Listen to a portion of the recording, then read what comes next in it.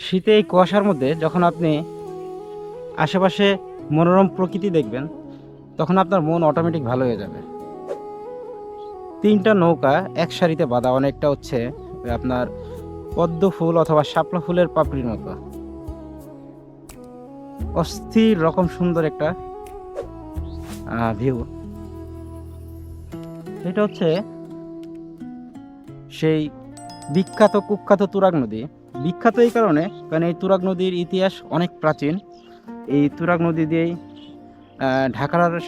ঢাকার বুড়িগঙ্গার সাথে সরাসরি যোগাযোগ ছিল। আর কুখ্যাত এই কারণে বলা হয়েছে, কারণ এই নদীর পানি এত দূষিত যেটা বাংলাদেশের অন্য কোনো নদীর পানি এত দূষিত না, ইভেন বুড়িগঙ্গা নদীও না।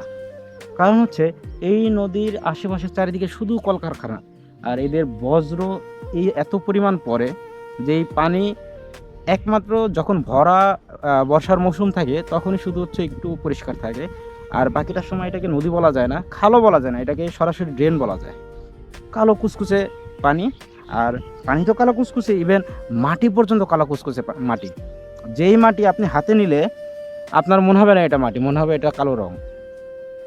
তাই এটাকে কুখ্যাত নদীও বলা হয়। তাই কুখ্যাত কিন্তু আমরাই করেছি, আর আমাদের উচিত হচ্ছে এইসব নদীর দূষণ কমানো। মানে সাধারণ জনগণের পক্ষে এই দূষণ কমানো কোনোভাবেই সম্ভব না। আমরা সবসময় সরকারের দোষ দিই, তা জনগণের সম্পৃক্ত থাকা উচিত, কিন্তু এই ক্ষেত্রে হচ্ছে জনগণ আসলে কিছুই করতে পারবে না। কারণ এটা হচ্ছে সরকারি তত্ত্বাবধানেই দরকার। কারণ হচ্ছে এত পরিমাণ কলকারখানা আর এত পরিমাণ দূষণ, এটা জনগণের পক্ষে এই নদী উদ্ধার করা সম্ভব না। এটাকে সরকারি ব্যবস্থা নিতে হবে, এবং আমার মনে হয় সরকার হয়তো সামনে এটার ব্যবস্থা নেবে এবং দূষণমুক্ত করবে।